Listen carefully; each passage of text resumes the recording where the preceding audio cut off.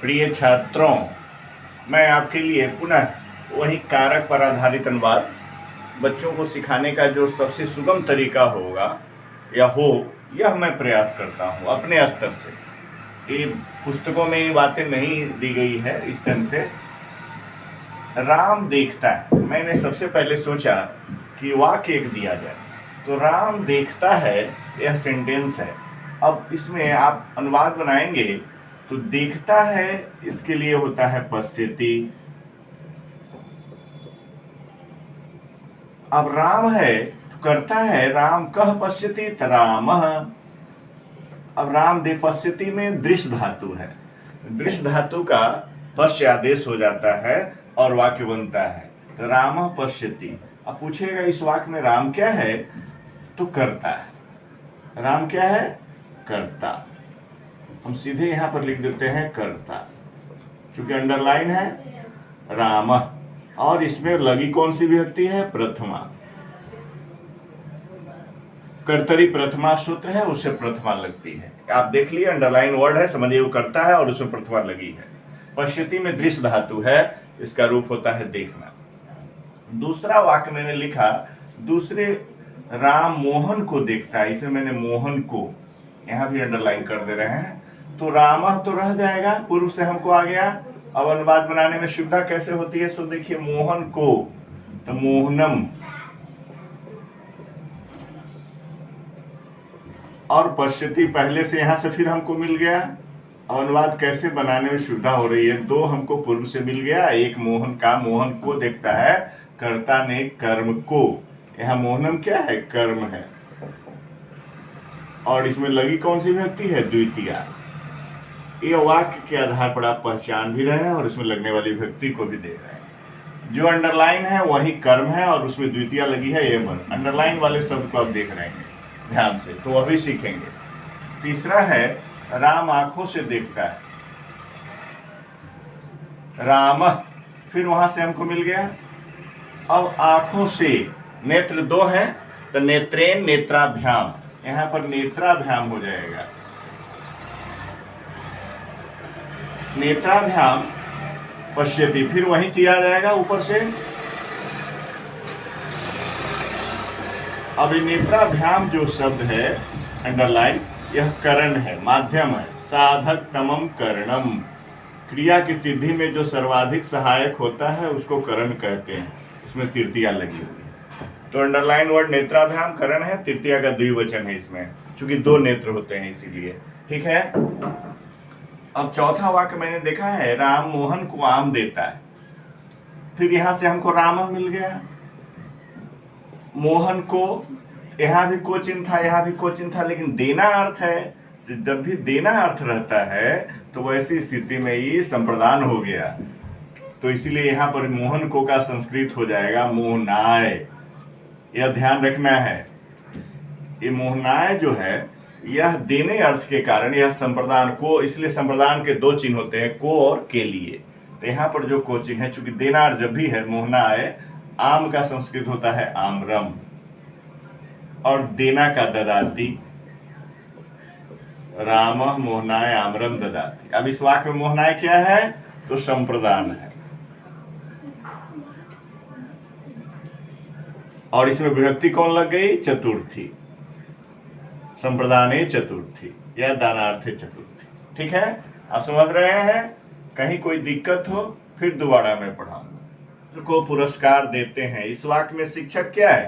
कर्ता। करता है, कर्ता में कौन सी विभक्ति लगती है? प्रथमा। कौन, किस सूत्र से लगती है? कर्तरी प्रथमा। तो प्रथमा लगेगी तो शिक्षिका हो जाएगा। छात्र को, ये संप्रदान है तो छात्राय हो जाएगा, एक छात्र को दे रहा है। अगर बहुत सारे छात्र होते तो क्या हो जाता? छात्रेभ्य, दो छात्र होता तब छात्राभ्याम, बहुत से छात्र होंगे तो छात्रेभ्य। हाँ, दूसरे छात्र भी बोलेंगे भाई, तो शिक्षक छात्राय, पुरस्कार का पुरस्कारम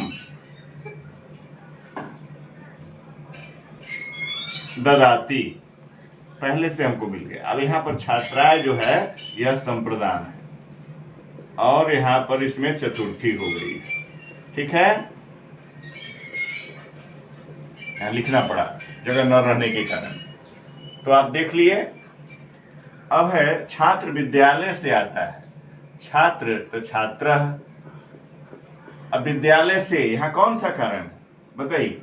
अपदान कारक है, अपदान कारक है। क्या है अपदान कारक है? क्योंकि यहाँ पे अलगाव हो रहा है छात्र का विद्यालय से। बहुत अच्छा, अतिशोभनम। विद्यालय से अलगाव हो रहा है इसलिए है अपदान है। तो अपदान में कौन व्यक्ति लगती है? पंचमी। अपदाने पंचमी, इस सूत्र से अपदान विद्यालयात हो जाएगा। अब देखा कि हमने अभी छात्रों से भी पूछा तो उन्होंने कहा कि विद्यालयात में पंचमी होगी, चूंकि अपदान है, अलगाव है। छात्र विद्यालय से जब आता है तो विद्यालय को छोड़ता है, तो छोड़ने की क्रिया में छात्र भी है और विद्यालय भी है, एक दूसरे से अलग होता है। लेकिन जो स्थिर होता है, जो कांस्टेंट पोजीशन में रहता है, ध्रुव है, उसकी अपदान संज्ञा होती है। विद्यालय तो ध्रुव है, इसलिए ध्रुवम पाए अपादानम, इसमें पंचमी लग गई अपदाने पंचमी से। और गच्छति को आना बनाने के लिए आगच्छति जोड़ देते हैं, तो आपने देखा ये आगच्छति हो गया। अब विद्यालयात अपदान है, यहाँ पर लगा है, यहाँ इसको आप कह सकते हैं अपादान और पंचमी देते जाते हैं कि कम से कम सुविधा हो, बहुत आसानी से आप सीख सकें। ठीक है। यह हमारा देश है, यह जो है यहाँ देश के लिए आया है, तो यह देश है। देश शब्द पुल्लिंग है, देश। अब तो यह का हो जाएगा एसह या अयम।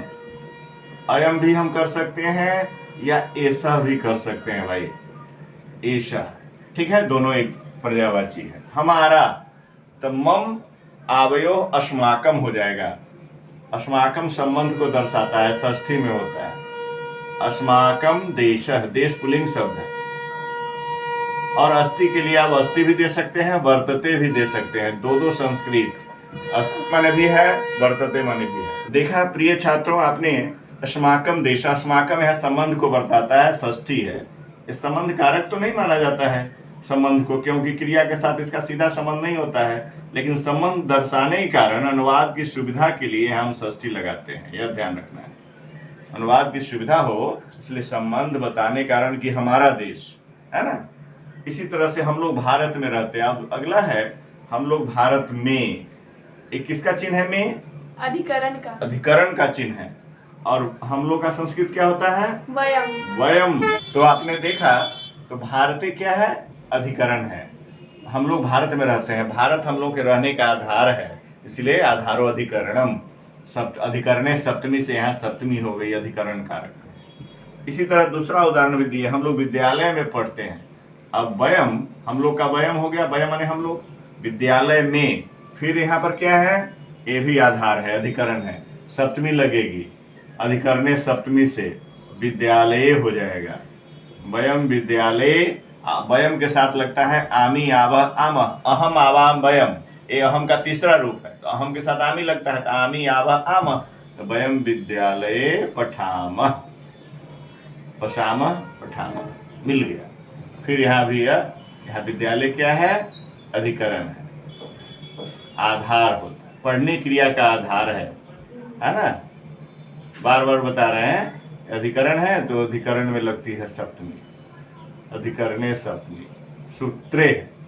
तो आपने देखा इस प्रकार क्रिया के आधार को अधिकरण कहते हैं। और ये इसके आधार कई प्रकार के होते हैं, बाद में कारक जब पढ़ाएंगे सूत्रों को तो बताएंगे। औपनिवेशिक आधार होता है, वैशिक आधार होता है, अभिव्यापक आधार होता है। तो ये तो आपको सीधे औपनिवेशिक आधार है ना, विद्यालय में पढ़ते हैं।